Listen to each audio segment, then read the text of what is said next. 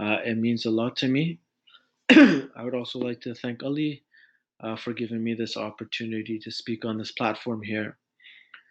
Uh, so we will do the last installment or the last talk or the last session of this course, Cultivating a Virtuous Character.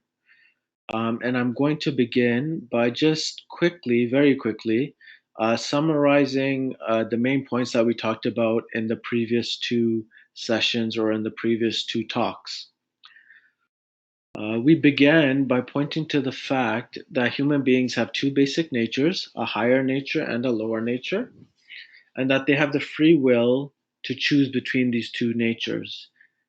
Then we clarified that the definition of nature as being or as essence, and we said that our goal is to be our higher nature. After that, we went on to say that our higher nature is to be servants and representatives of God on earth. Outwardly, we said that this means to follow God's laws and to act in a beautiful way.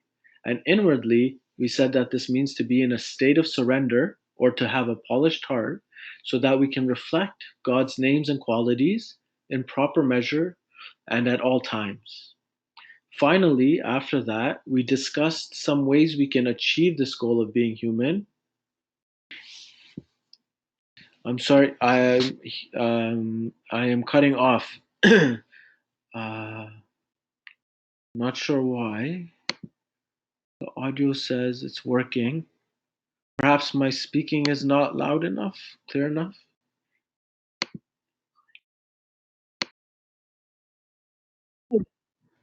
Okay, I will speak a little more clearly, and hopefully that's the reason it seemed I was cutting off. So inwardly, we said that. Sorry.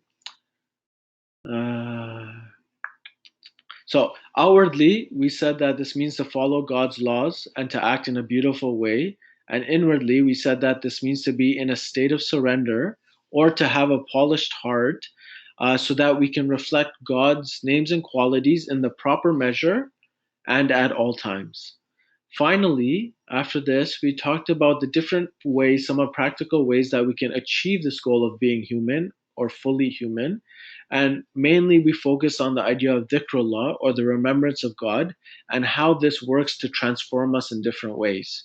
Now, before starting today's talk, I wanted to ask if there was any questions about the previous sessions so that everything is clear before we go on to the next before we go on to today's talk. So I someone did message to say that they do have a question. If anyone else has a question, please ask. One, don't be shy because I won't say the name of the person asking the question. I'll just repeat the question. And also, as I mentioned last time, I work in when I write the speech, I work in questions into the time frame. So asking questions won't make me go over into the time frame. So yes, please type your question into the chat box, and we can answer it, inshallah, before we start today's session.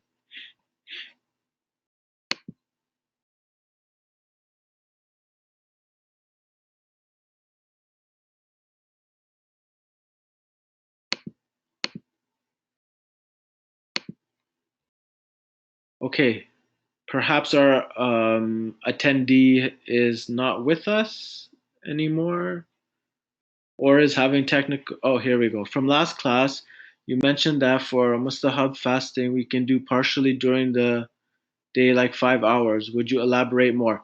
Yes. So what I said was that um, when you fast during the month of Ramadan, this is a fast that has been given to us as a command from God and the Prophet. And because of that, there are rules that we have to follow. For example, fasting from morning to night. And during this time, there's no. I know there's a little bit of debate going on about places where the sun doesn't set, but aside from that, in normal circumstances, you have to follow the rules of that fast. These are wajib. That's what makes your fast count. Part of it is what doing that will make your fast count, as well as other things. However, what I said was that if you find it, for example, fasting is to abstain from food and drink as well as other things, and to put yourself in a proper inward state so you can receive from God's mercy. Now, sometimes some of us don't fast because we find it's too difficult to fast extra mustahab fast in the summer. What I said was that because it's not a wajib fast with rules and regulations, then you don't necessarily have to fast from morning until night. You can, in my opinion, fast for an amount of time that you feel that you can fast for. So in the summer, if the fast is 12 hours, let's say 10 hours, if you fast for 5 or 6 hours, then you are still making a sacrifice for Allah, and I think that by making any sacrifice for Allah, that God will, inshallah, accept it. And whatever you are asking for will, in some way and some form, be answered. Of course, remember that the amount of sacrifice you make is probably in proportion to the answer, or the help that you will be given. So if you do a 2 hour fast, that maybe might not be the most effective, but for example, if you do a 5 hour fast or 6 hour fast, I think that would be God would accept your sacrifice. So my point was simply that don't dismiss fasting just because, for example, summer fasts are very long. You can still do something. You can still make a sacrifice that inshallah will help. That's what I meant. And in my experience, as well as my opinion, I believe this is true. Of course, not everyone will agree. That's okay. Um, yes. Okay. Any other questions before we start?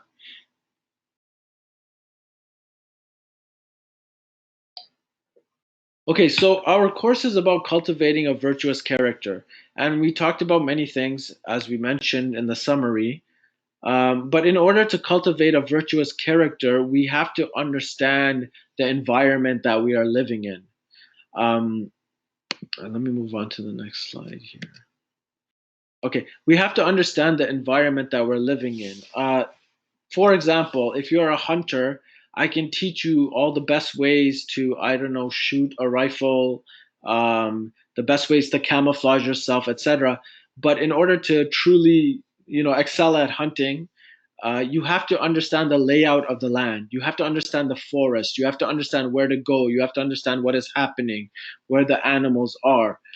In the same way, if you want to cultivate virtue within yourself, you have to understand the society that you live in.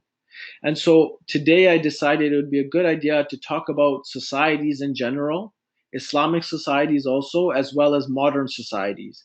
And that way we can start to understand what things are helping us and what things are hindering us from achieving our goal of becoming virtuous people.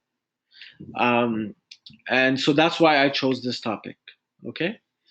So Uh, and this topic is a little more informative than it is inspirational, but I think this information is very important and inshallah will be very beneficial and helpful. So if you could just stay with me, and of course, if you have any questions, as soon as I stop to give a break to ask a question, please feel free to ask a question, inshallah. Okay, so I'm going to give an understanding of society, and there are many different ways to understand society, but this is one of the more simple ways and effective ways, I think, for our purposes, and that's why I've chosen this way. So, in general, we can say that societies have two different levels, okay? The first level of society, okay, is the foundational level. And it is made up of, so the foundational level is made up of a number of underlying ideas and beliefs. Okay? So it is what a society believes at its basis, at its core. So it's the underlying, it's underlying. When you combine these ideas and beliefs on the foundational level, okay, so that's the first bottom level, they combine to create a specific worldview or a way of seeing the world and understanding the world. Okay? Now I'm going to refer to this as the foundational worldview. Okay? And again, Just to be clear, so when I use the terms that you understand it, when you combine the ideas and beliefs at the foundational level of a society, they combine to create a specific worldview, and I'm going to call this the foundational worldview, the set of ideas and beliefs. Okay? And we'll move on to the next slide here. Okay, now, so at the bottom you have the foundational level. The second level is at the top. The second level of society is what I'm calling the consequential level. And it is made up of not ideas and beliefs, but instead it's made up of practices and institutions. I'm calling this the consequential level because the practices and institutions of this society are a direct consequence of its foundational worldview. So again, it's a direct consequence of the beliefs and ideas that are underneath the society. Okay? To understand this idea more easily, you can think of the example of a tree.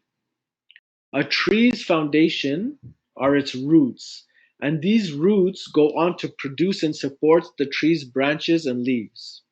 Okay? Similarly, a society's foundation is its underlying worldview, which then goes on to produce its practices and institutions. This is a good example. The example of a tree is a good example for two reasons.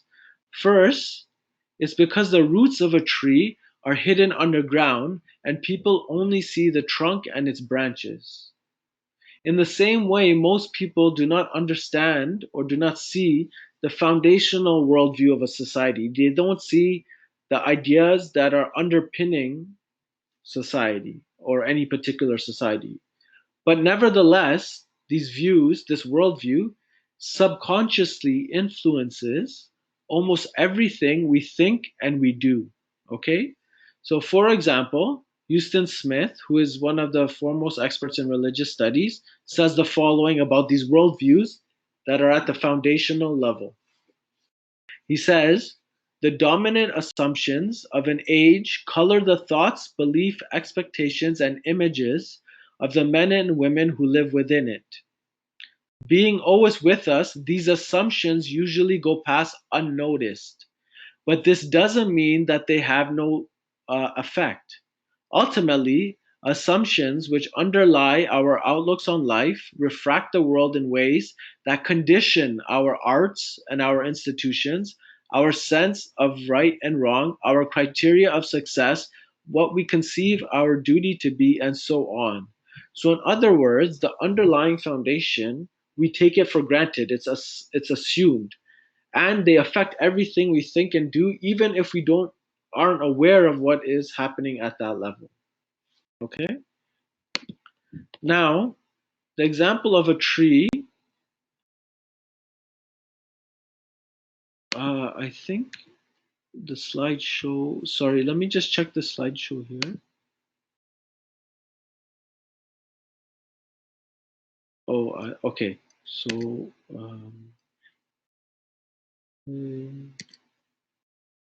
okay. Sorry, I think I was slow with the slideshow. Inshallah, it won't happen again. So the example of a tree is also a good example because the Quran compares a goodly tree to a goodly word. The verse implies that if the foundation of something is firm and solid, then the same will be true of whatever springs up from that foundation. So the verse in Surah 14, verse 24 says, seest thou not how Allah sets forth a parable? A goodly word is like a goodly tree, whose root is firmly fixed and its branches reach the heavens of its Lord. So Allah sets forth parables for men in order that they may receive admonition. Therefore, if we want to know what practices are compatible and incompatible with our goal of becoming truly human, then first we need to understand the foundational worldview of both Islamic and modern societies. In other words, we need to make sure that the roots are firm instead of just exclusively judging the branches. Okay? Any questions before I go ahead?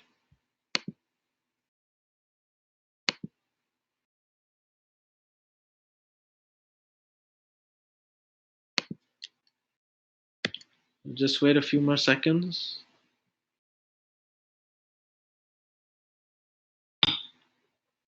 Okay. So the first question we have to ask is, what is or what should be the foundational worldview of an Islamic society? The answer is that it should be the set of ideas and beliefs found in the Quran and Sunnah. Sunnah of the Prophet, and of course, in the case of Shia Islam, the Sunnah of the Prophet and the Imams. Now, of course, these two sources contain many different ideas and beliefs, right? And we can't go through them all right now, of course. However, the principle, so the main, the primary, foundational worldview of an Islamic society is that of Tawheed. Now, Tawheed means absolute oneness, but it also encompasses or includes the concepts or the ideas of unity, balance, and harmony. Therefore, an Islamic society is one that is filled with reminders of the divine presence of God and the divine unity, okay, with balance and oneness. Let's switch the slides. Okay, this is extremely important, and it brings me to my main point. We as human beings are constantly immersed in our surroundings, and because of this constant immersion, our surroundings automatically make an impression on our souls. Okay, we will talk about this in a little while, but if you're surrounded by materialism, for example, then your soul will become more and more material regardless of what you do. Okay, it's like a natural cause and effect. Therefore, we need to make sure we are surrounded by things that remind us of the sacred, that remind us of the divine, or in other words, that remind us of God, and remind us also, similar or in conjunction, of our true human nature as representatives and servants of God on earth. According to Martin Lings, who was a Western academic who converted to Islam, and many considered him to be a saint. But, anyways, according to Martin Lings, he says this: the purpose of religion as a whole is to knit together all looseness in man by setting in his soul an impotence towards the center, which will bring it once more within the range of the attraction of the heart. Here lies the essence of a sacred civilization, to be forever demanding that it should pull itself together and keep itself together. Okay? In other words, the purpose of a religious society or an Islamic society is to bring you back to that place within yourself that is peaceful, undivided, and connected to God. If society cannot do this for you, then you can still do some of this for yourself. For example, you can set up your houses in line with the Islamic principle of Tawheed. If you do this, your house will work like a silent theology, or a passive version of the dhikr that we discussed last week. Okay? This is actually how churches were built during the pre-modern period. Many people at that time were illiterate, and so the churches were built, they had architecture and they had art so that they could teach people as well as create a sense of awe in them of God. Okay? So when people went into the churches, they would see the architecture and they would see the art, and automatically, without them trying, they would learn about Christian theology, and they would also be filled with a sense of wonder and awe of God's majesty. Okay, in the same way, we can set up our houses so that we are constantly taught about God's unity as well as his other qualities. And automatically, without us having to do anything, we are always filled with a sense of awe and wonder. Okay? Along with your home, for example, and this is just examples of how you can surround yourself like this if your society isn't doing it, or even if your society is doing it. Along with your home, you can also surround yourself with family and friends that bring a sense of godly peace and joy. For example, in terms of friendship, Imam Ali alayhi salam says, try to have as many true friends as possible, for there are supplies in joy and the shelters in misfortunes. One of the ways to know that you are surrounded with things that have a positive impact on your soul is that you should feel a deep sense of peace. Many of you might experience this when you walk into a mosque, especially when it's quiet and somewhat empty. You'll feel this, okay? And it's a sign. If you have ever had the fortune of befriending a saint of God, inshallah, you will realize the type of beautiful impression that your surroundings can have on your soul. So I know a person who I personally think is a friend of God, who's very close to God. And when I'm around this person, I truly feel closer to God just by being in this person's presence. And this person would deny that they are close to God or a friend of God. But when you are with them, it is hard for you to not feel that way. And this is the impression that they have on your soul. Okay. And this is also the philosophy behind things such as ziyarah. Okay. Now, questions? Is it clear so far?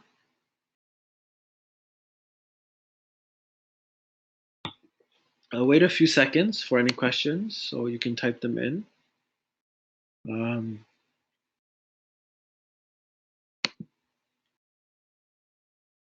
no.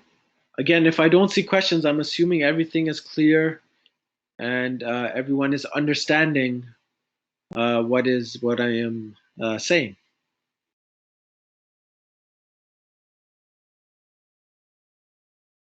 Okay.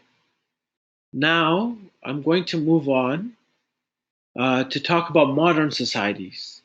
And then I want to give a few examples of why so many of us Muslims are having a hard time or having trouble reconciling our faith and its practices with the time that we live in. Okay? Now, at the foundational level, and now I'm going to assume you know what I mean by these terms. At the foundational level, our modern societies are based on a number of ideas that and beliefs that develop excuse me. At the foundational level, oh, the slideshow ended. Um, we will wait, maybe we'll wait a few seconds to see if we can get the slideshow back, or Sheikh Hasnain, if I should just continue.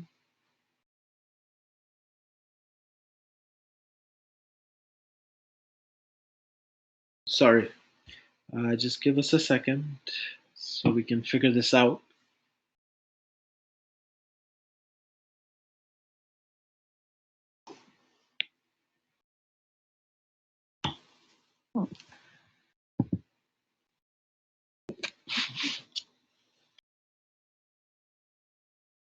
Okay, I think Sheikh Hasnain has been disconnected from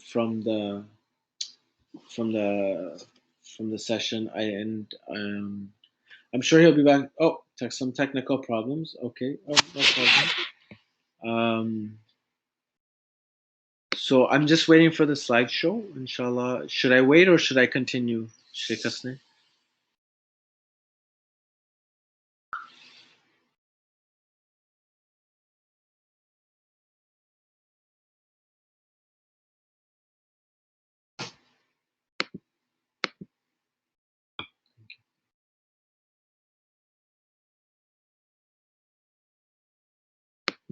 Okay, I will continue. It's easier to follow along with the slides, so if you need me to slow down or to re-explain something, just type it in, and I will try my best to explain it more clearly if necessary. Or yeah, okay. Um, so modern societies. Um, okay, sorry, just give me one second.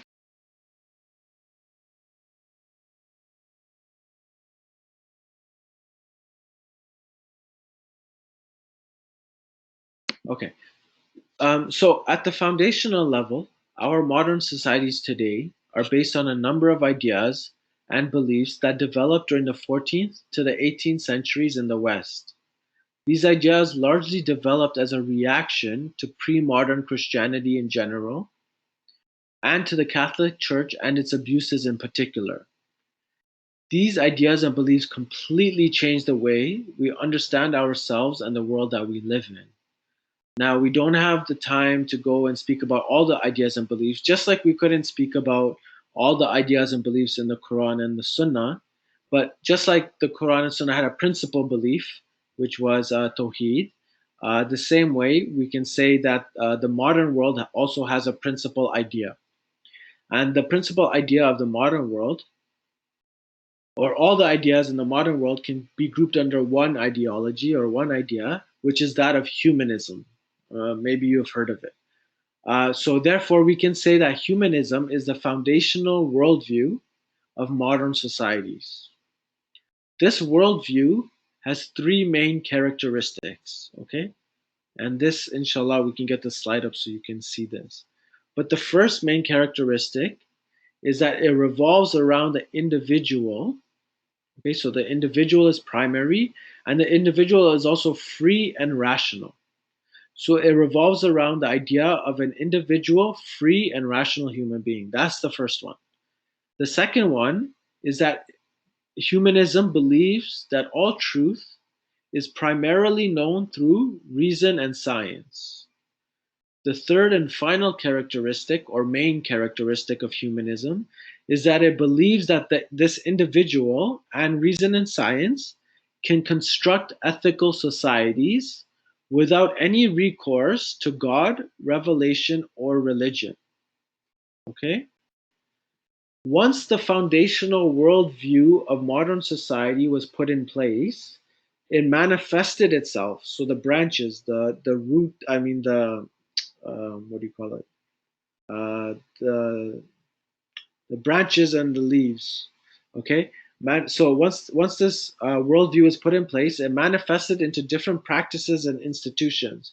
For example, capitalism, democracy, nationalism, or multiculturalism. For example, okay, democracy cannot exist unless there's an underlying belief, so a foundational belief that humans are able to govern themselves. So this is the individual and free human able to govern themselves, and that they can do this by using their reason, okay, and by voting for the most ethical candidates. Okay, so you see how an institution is not possible if it does not have the underlying beliefs under it, right? The same way with Muslim, let's say Muslim institutions, so Muslim art, calligraphy, architecture, theology, philosophy, none of it would have been possible without the underlying concept of Islamic or of Tawheed. Okay, all of it reflect that idea.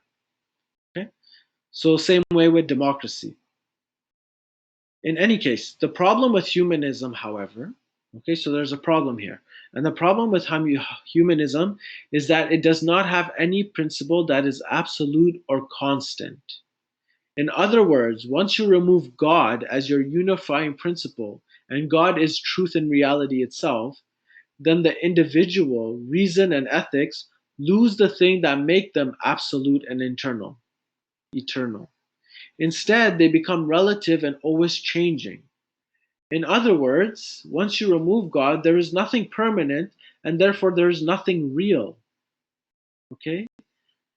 So again, if you remove the idea of God, for let's use an example. If you remove the idea of God, then you have to remove the idea of the soul. Once you do this, then only the temporary and worldly aspects of the human being remain, right? Moreover, so if your foundational worldview is relative like this, so always changing, then the practices and institutions that it manifests into, that it becomes, okay, like democracy, capitalism, etc., can only lead to multiplicity, division, and disorder. Okay, just like Tawheed is the opposite of that, it's unity, cohesion, and balance. If you remove Tawheed, then all you can have is multiplicity, division, and disorder. Now, what is important to understand, okay, so I know it's a bit technical, so we'll just get to the meat of it. What is important to understand is that this is the exact opposite of Tawheed. And this is why Professor William Chittick, who you may have heard of, calls the modern world the world of takthir. In other words, kathara, meaning many. So he calls it the world of many or manyness. If you want to read more about what he's written, his book is called Science of the Cosmos, Science of the Soul. In any case, a world of takthir, of manyness, is a society that is pulling us in many different directions, by setting up different gods, different goals, and different values. And then the moment we accept these gods, goals, and values, they change again. For example, a simple example, when we're driving on the street, we might see a number of billboards for different material products to buy. This pulls us in 1,000 different directions. Our desires increase, and then our thoughts become spread out and diffuse. Instead of bringing us to our sacred centers, like in the case of Tawheed, these environments spread us out to our subhuman peripheries, meaning a periphery meaning not the center, but the outside. Okay? Being spread out in this way creates in us a sense of disorder and division. Okay? These feelings veil us from reality or from God. They block us from His grace. If we do buy something, we might feel a sense of peace and happiness, but after some time passes, then the void that we try to fill comes right back. And many of us feel a void inside of ourselves, and we're constantly trying to feed it, and we feel good for a moment, and then that whatever that moment passes, and that void comes back, and we look for a way to fill it again. Okay, and this is also the reason for a lot of our anxieties and our depressions. We're always being spread out in many different ways in this modern society, and nothing is bringing us integration, harmony, and unity. Okay, and this is why it's so important to understand what our society is doing to us, and then how we can combat it to become human beings who are at peace, specifically at peace with the will of God. Okay, now any questions? And we apologize for the lack of slides again, but uh, you know, uh, this is one of the negatives of technological classes. Anyway, any questions?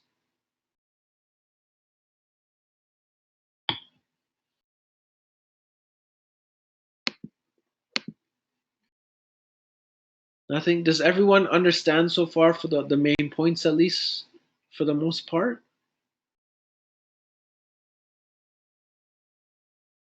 Yes, I got a one yes. Everybody else? I just want to make sure we're on the same page before I continue. I don't want anyone to be lost or confused. Yes. Okay. I'm getting a yes. Yeses. Okay. So I'll continue. I should be on the next slide. Okay. So understanding the fundamental differences between humanism and Tawheed, or modern societies and Islam, is extremely important. Excuse me. 1 second. Sorry. I just. Okay. He's Sheikh Hasnain is trying to reconnect. We'll see. Okay. Uh, yeah. No problem. Um, so living in modern societies has put us in a very strange position. I want to give some examples that will help clarify and explain the gravity of the situation. This first example I'm going to give you is hypothetical and intended just to clarify the problem. Imagine I asked an atheist the following question: Is God good or is God evil? Of course, the problem with this question is that it assumes the person I am questioning believes in God. This means that if he answers the question, his answer will be nonsensical. It will not make sense. And also, the second he speaks, he will betray his own belief system. Okay? This is exactly the situation that many of us Muslims are in right now. We are constantly asked about things such as cutting the hands of the thief and the role of the male and female in marriage and society.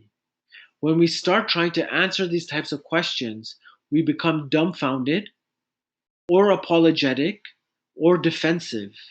To be apologetic, for example, means saying something like, yes, you are supposed to cut the hands of the thief, but the thief can't be someone who's starving, and you need witnesses, and it almost never happens. So you're saying you believe in it, but then you're, saying also, I'm sorry I believe in it, and you're trying to kind of lessen what you believe, right? That means being apologetic. Okay? It's like apologizing for what you believe in, if that's what you believe in. I'm not saying that there isn't discussion about reinterpreting certain verses and punishments and all of that. There's a big discussion about that in contemporary Islamic thought. but I'm just simply pointing to what's happening. Okay, what we need to understand is these types of questions, like the man and the woman, or the cutting of the hands of the thief. These types of questions are not being asked in a vacuum. They are being asked within a worldview which already assumes things such as the role of the individual and his or her body, for example. And it also has specific definitions about different values, such as freedom and equality, for example. The Islamic idea of equality only works on the basis or on the foundation of Islamic principles, but it can never make sense on the basis of humanism. Okay? Therefore, in some cases, when we try and answer these types of questions, we are wrong before we even speak, or the second we speak. So, if we don't understand modernism's foundational worldview, the ideas that underpin this modern world, we will never be able to navigate the modern world while staying true to the essence of our religion. Okay? For example, when it comes to the male and female relationships, Murata Sachiko says the following. The ultimate problem when we speak of cross cultural differences in the question of relationships among men and women is that, in a very real sense, we have been living in different worlds. The cultural presuppositions of Westerners about what is important in life are profoundly different from the traditional view of Muslims or Japanese. Um, I offer no answers as to whether or not Muslim women are any more oppressed than other women. What I do maintain, however, is that generally the role of women in traditional Islam, not in any given Islamic society today, is consistent with Islamic worldview. Okay, and this is what she's saying. Um, and again, she says not any Islamic society today, because Islamic societies today are actually underpinned by many modern ideas and principles. Okay, because the modern world is spreading, and we'll talk about that a little bit later. Now, the last part of this talk,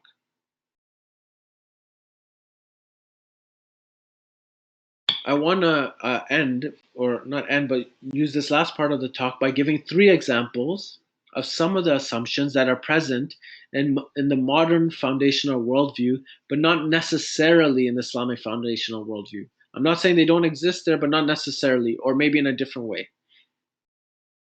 So before I do this, I want to clarify that I am not saying that everything modern is bad and un-Islamic. In fact, there are many things that Muslims should take from the modern world. I'm simply saying that we cannot judge what to take and what to leave unless we understand the ideas behind the ideas. Okay? Before I go on, any questions?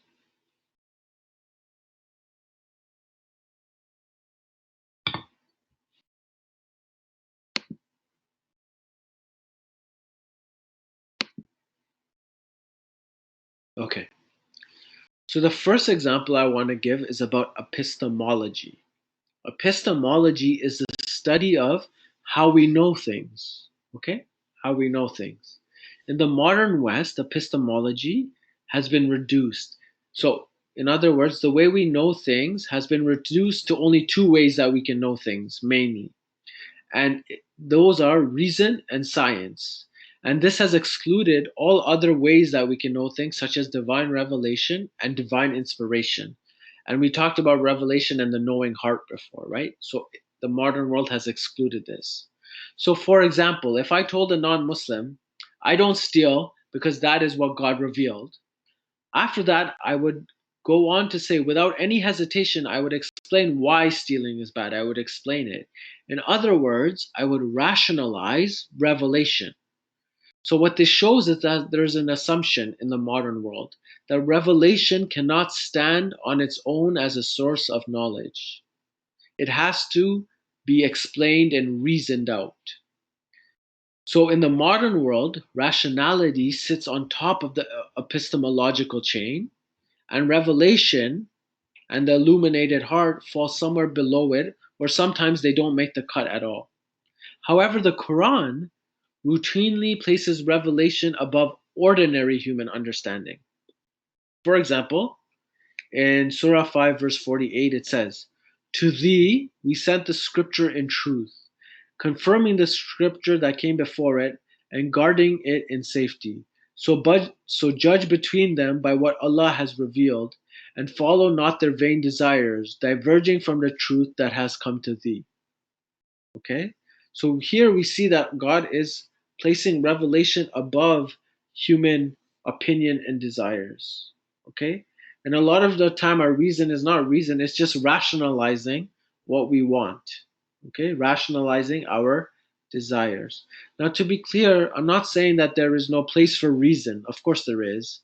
Or that we should blindly follow the Quran without pondering its verses and its meanings. I'm simply pointing to an underlying assumption that exists in the foundational worldview of modern societies. Okay. The second example I want to talk about is the example of liberty or freedom.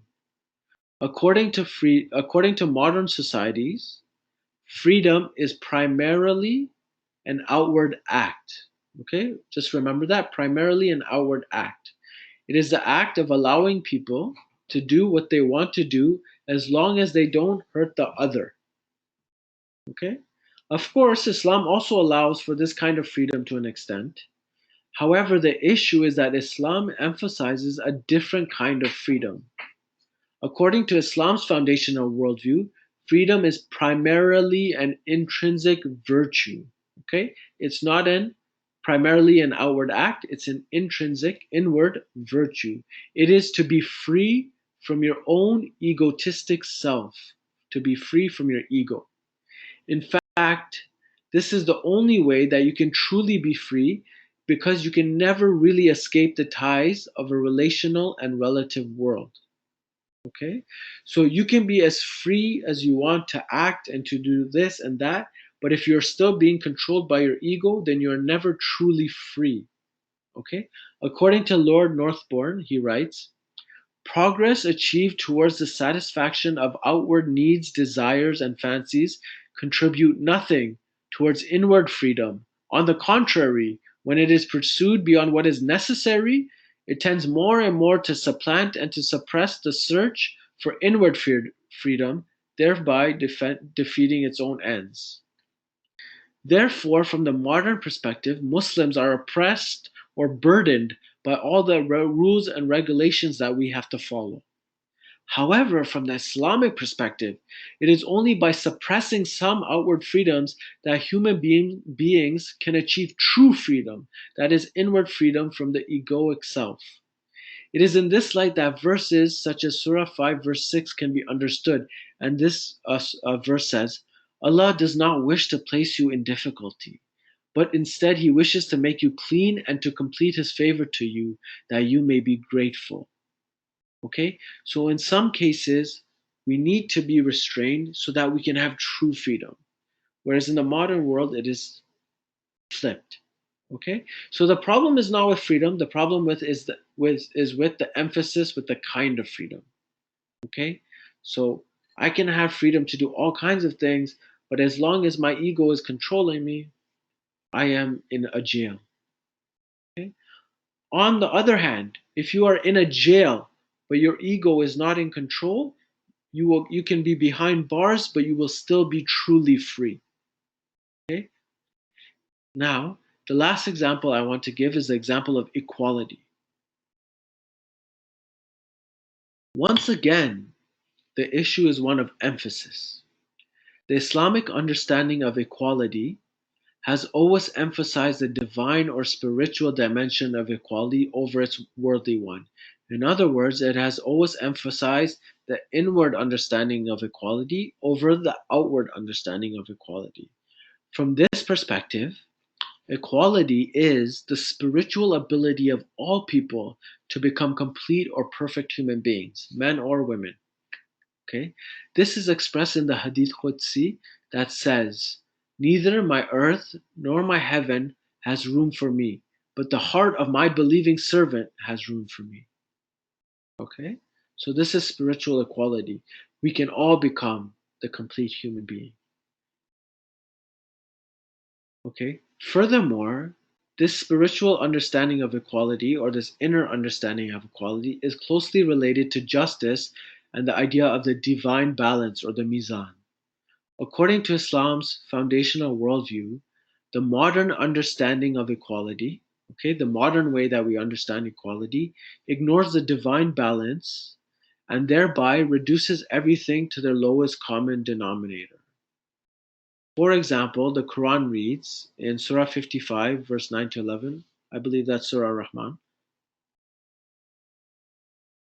and the heavens he raised and imposed the balance, that you may not transgress within the balance, and establish weight in justice, and do not make deficient the balance. The Quran also says in Surah 87, verse 1 to 2, glorify the name of thy guardian Lord Most High, he who hath created and further given order and proportion. Similarly, and maybe a little more clearly here for our purposes, Imam Ali alayhi salam states, justice puts things in their right places. He also says, and this is probably the most clearest one, as soon as things came into existence, every one of them was allotted properties and their place in nature. Thus, every creature and every object had a place permanently fixed, was assigned position in nature, which none can change. Okay?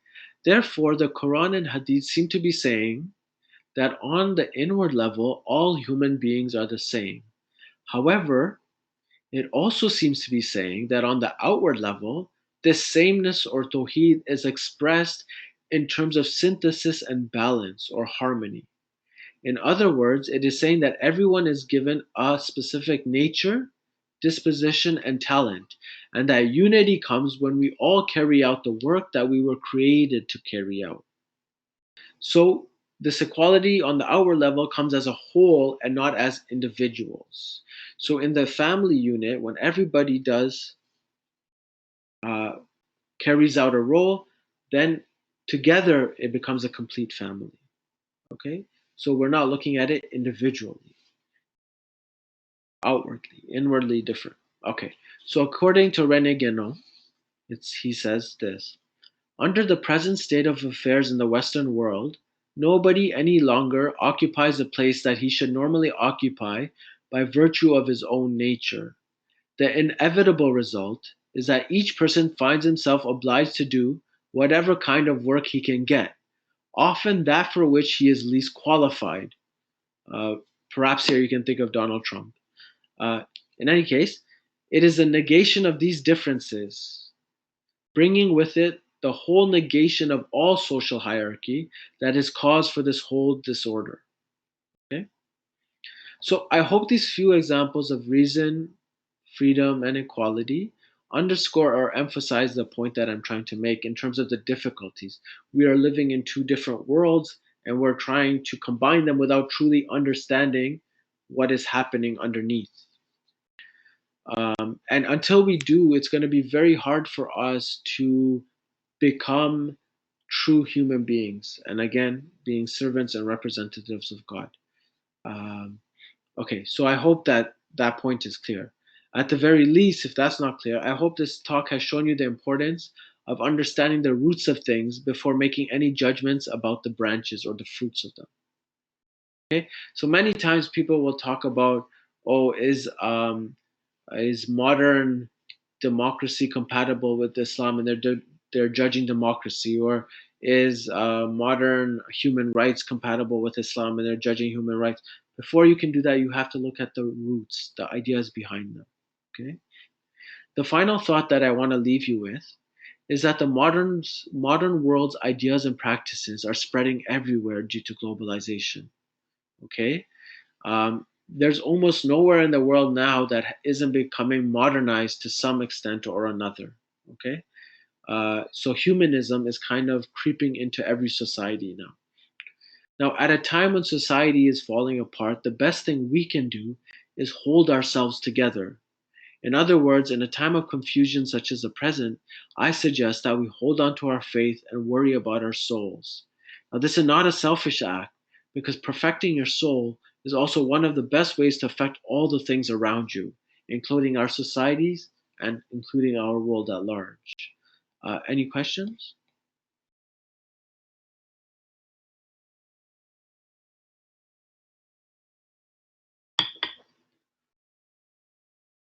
No questions. I'll give a minute just to see in case someone wants to type something.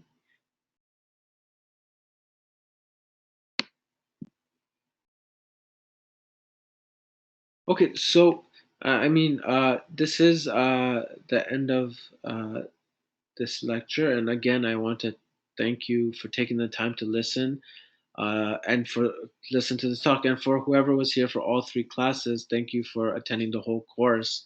I truly appreciate it, and I really do pray. I hope, inshallah, that you have benefited from it.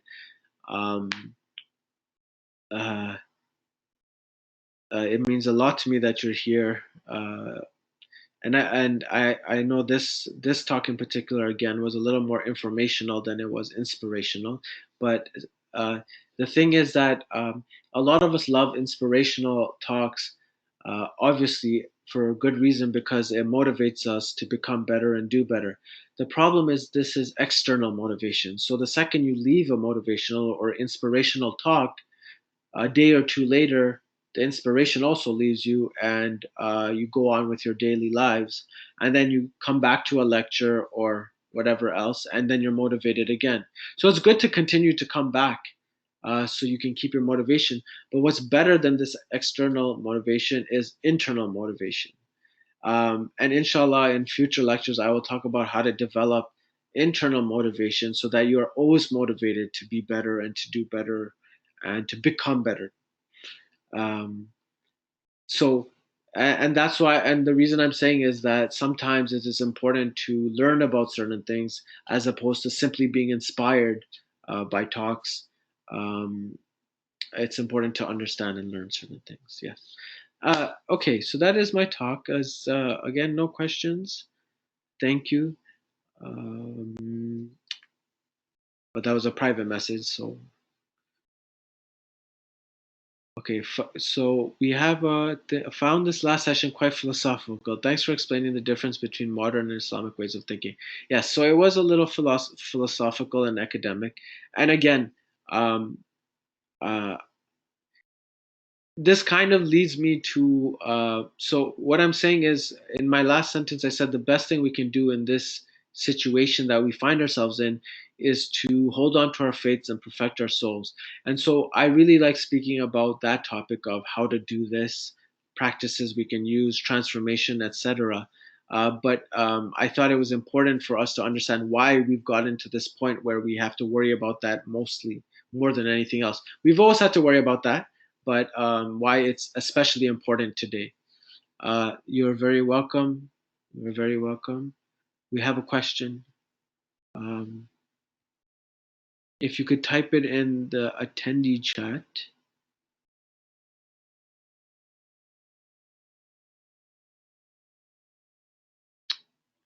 Uh, Very welcome, and thank you. Thank you all also. Um, I don't see the question. Uh, so we can wait.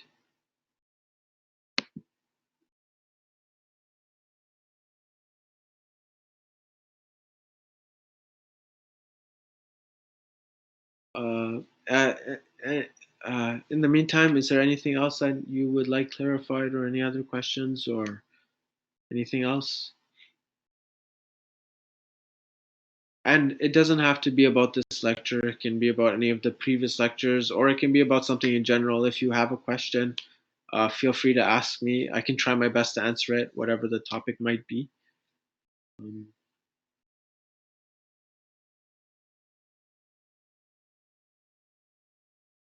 okay. I did have one question, but it's not showing up here, so I didn't want to cut the person off. So I will wait one more minute at least, so I can give a chance.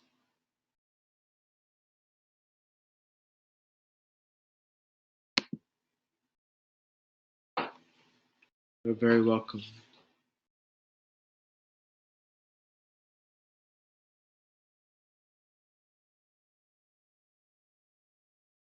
Okay, well, thank you very much for listening. Again, I really appreciate it. Inshallah, God bless you all. Uh, in this journey. Um, it is definitely a journey worth making and taking. So I pray that you do that, and God blesses you on it, inshallah. I hope to see you. I believe I have another class that I will be teaching in a month or two, and I hope to see you there, inshallah. Okay. Good Hafiz. Assalamu alaikum, and thank you. Bless you too, and inshallah we'll see you then. Okay. Assalamu alaikum.